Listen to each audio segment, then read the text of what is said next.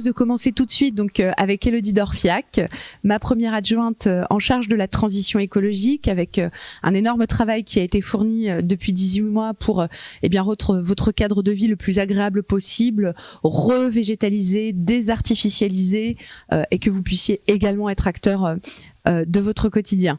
Chère Élodie, bonsoir. Bonsoir à tous. Donc quelques questions que nous avons reçues. La première de Pascal qui nous parle donc d'un certain nombre de problématiques sur les traversées piétonnes, sur la nécessité donc de sécuriser un certain nombre de nos chemins piétonniers, notamment l'avenue Saint-Exupéry. Également une question de Corinne qui nous parle en fait de réduction de la vitesse sur l'avenue de Paris afin de sécuriser évidemment ces axes routiers et de réduire également les nuisances sonores pour les riverains, chère Élodie. Merci Madame la maire, bonsoir à tous. Effectivement, ces sujets de sécurité, de bruit, de cheminement piéton sont très importants. Ça fait partie de nos priorités.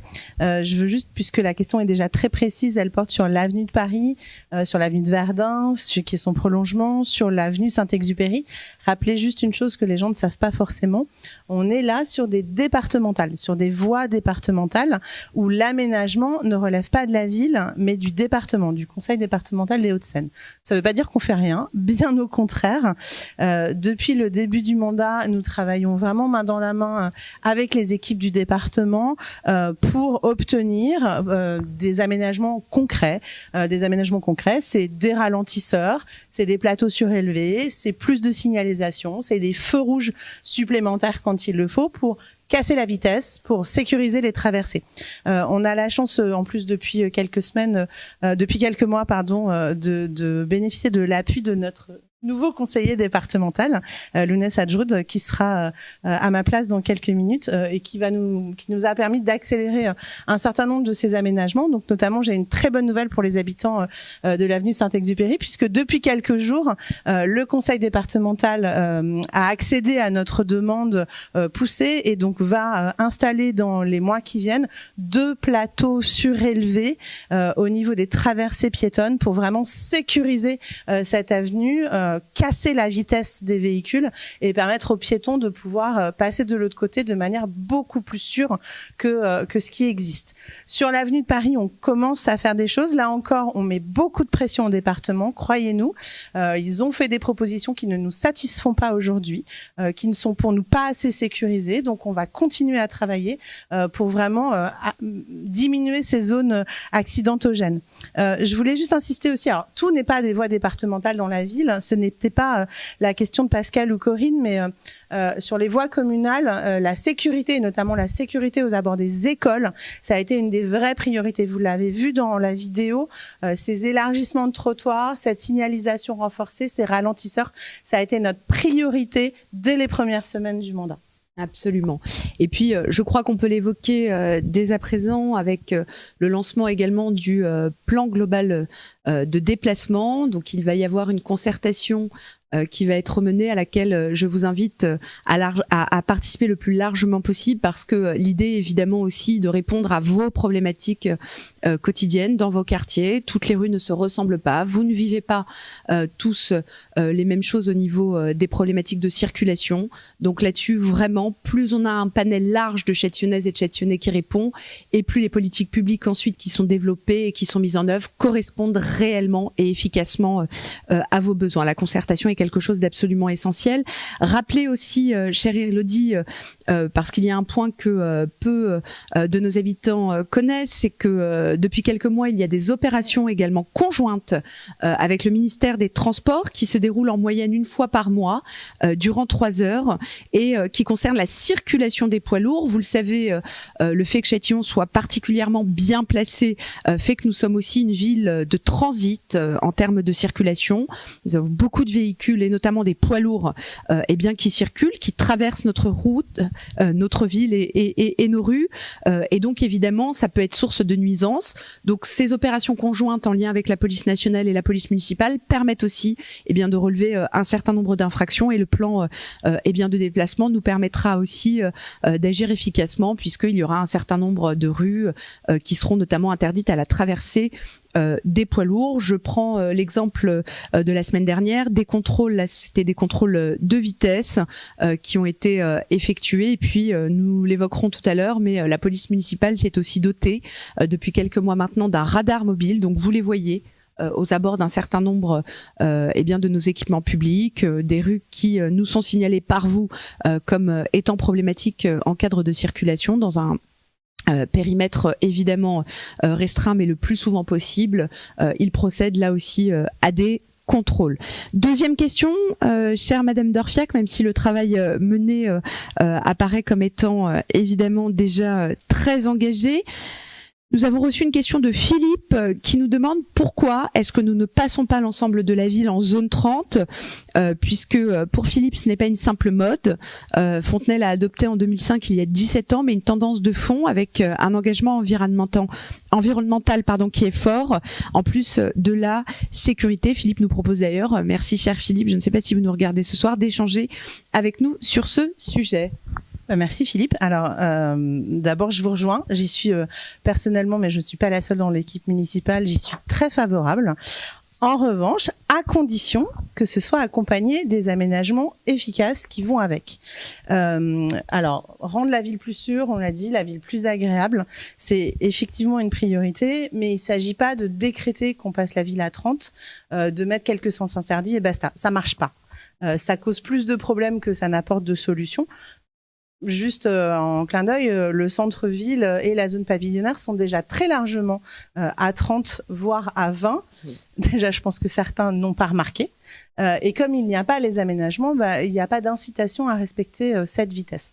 Donc, Madame la maire en a parlé, on vient de lancer un plan global de déplacement qui est une très grosse étude qui va nous permettre pendant les prochains mois de travailler avec des gens dont c'est le métier de travailler sur les flux dans la ville, sur les vitesses différentes, sur les aménagements, sur les circulations multimodales. J'ai déjà vu passer pas mal de questions sur les vélos. Ça fait partie du plan global de déplacement. On travaille sur les voitures, sur les vélos, sur les piétons. Et puis, à partir de ce gros diagnostic qui va être mené dans les prochaines semaines, vous allez y être associés. Il y aura une enquête en ligne, il y aura des entretiens avec les usagers. Les usagers, c'est vous, nous, c'est tout le monde. C'est les commerçants, c'est les piétons. Va y avoir des comptages aussi, puisque c'est important de pouvoir quantifier les flux dont on parle. Et sur la base de ce diagnostic, on va travailler avec vous, notamment avec les conseils de quartier, des scénarios qui auront pour but d'amener des aménagements précis, concrets, dès la fin de l'année 2022. Donc, on va travailler justement sur ces vitesses dans les différents quartiers. On va réviser les sens de circulation, les tailles de flux. On va aussi parler plan de stationnement. On va parler zone piétonne, notamment, on l'a dit, autour des écoles. On va parler schéma cyclable. J'ai vu passer des questions sur les schémas cyclables, les espaces de stationnement des vélos. Ça fait partie de cette étude. Donc, vous allez beaucoup en entendre parler les prochaines semaines et vous allez être très fortement associés à ce plan global de déplacement. Merci beaucoup, Élodie. Nous avions eu une question en direct que j'ai vu passer. Donc sur la question aussi des endroits en fait pour stationner les vélos, donner une indication par rapport effectivement aux bâtiments qui relèvent de l'office Vallée Sud Grand Paris. Il y a déjà eu des implantations, notamment dans les bâtiments qui sont rue de Malakoff, donc avec un certain nombre de locaux sécurisés. Et puis, chère Élodie, puis il va y avoir une grosse consigne à vélo installée donc en collaboration avec Vallée Sud dans les prochaines semaines au niveau du métro. Donc c'est une 60aine de places de vélo dans un local sécurisé, accessible avec un pass Navigo, qui va vraiment favoriser l'intermodalité. Exactement. On sait qu'on a un tram un peu saturé, donc l'idée c'est cette logistique du premier ou du dernier kilomètre de la faire à vélo. Et avec le Vélib, c'est évidemment de vous laisser le choix aussi de vos modes de transport. Rappelons-le, le vélo peut être une solution. Il faut évidemment, dans des villes comme les nôtres, favoriser son usage et permettre de développer toutes ces intermodalités.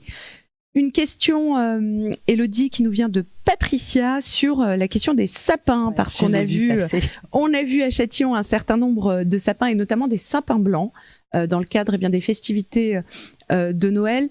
Nous avions fait le choix, chères habitantes et chers habitants, évidemment aussi dans cette période qui était contrainte, et bien quand même de vous permettre de déambuler dans une ville qui soit décorée le plus possible, selon aussi nos possibilités. Et chère Élodie, sur la question bien des sapins spécifiquement. On n'est pas un élu écolo si on n'a pas une question sur les sapins. Donc merci Patricia. On pose toutes les questions. C'est important. On pose toutes les questions. Alors moi je suis une élue écolo précise. Alors la question c'était pourquoi y a-t-il des sapins qui ne sont pas recyclables? Alors déjà on va être précis sur les mots. Un sapin c'est pas recyclable. Un sapin c'est compostable.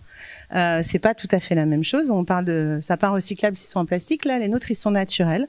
Et en l'occurrence ils sont compostables et compostés. Grâce à vous d'abord, si vous rapportez votre sapin dans les enclos à sapins, ils seront collectés par Vallée Sud Grand Paris, ils seront compostés.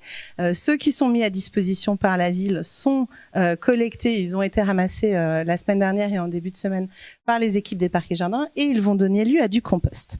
Alors ça c'était le mot compost. Après on a parlé couleur de sapin. Tous les sapins verts sont collectés et compostés. C'est le cas de presque tous les 500 sapins que la ville a mis en place cette année. Il n'y a aucun sapin floqué. Alors, ce qu'on appelle un sapin floqué, c'est un sapin avec de la neige artificielle. Je vois mes collègues qui se marrent parce que ça a été un gros sujet pour moi cet hiver d'interdire le sapin floqué. Alors déjà parce qu'effectivement c'est un obstacle au compostage et parce qu'en plus c'est toxique pour les animaux, notamment la petite faune ou chez vous, c'est super toxique pour les chats. Madame Monsny, petite pensée. Il nous reste quelques sapins peints en blanc. Il y en a peu, mais il y en a encore. Et je souhaite bien qu'il n'y en ait plus du tout l'année prochaine et qu'on ait juste ces fameux sapins verts naturels. Après, la question, c'est combien de sapins? Donc, c'est quelque chose sur lequel on travaille pour réduire un peu le nombre de sapins, de où est-ce qu'on les met, de quel type de sapin. La question de la traçabilité, c'est des éléments importants. Donc, il n'est pas question d'arrêter les sapins. C'est hyper important pour la majorité des Châtillonnais. Ça participe à l'ambiance de fête. Maintenant, on va faire résonner festivité et durabilité. La période était aussi particulière. Donc, l'idée, dans cette période très contrainte, c'était aussi de donner un peu de féerie. Vous l'avez vu aussi notamment avec le village de Noël ou avec les festivités de fin d'année. Merci beaucoup, chère Élodie. Rappelez aussi sur cette question-là que dans un certain nombre de nos bâtiments communaux, nous avons favorisé des sapins qui étaient fabriqués par l'ESAT de Châtillon, que je salue, à partir de palettes de récupération. Un grand merci également à notre conseiller municipal délégué en charge de l'inclusion, Antoine Rogissard, qui a fait un très gros travail, et bravo à eux pour ce magnifique travail. Merci chère première adjointe pour ces réponses, pour ce gros travail réalisé par nos équipes. Remercier nos conseillers municipaux délégués Marine Cavillon et Andy Kangoud également pour leur engagement.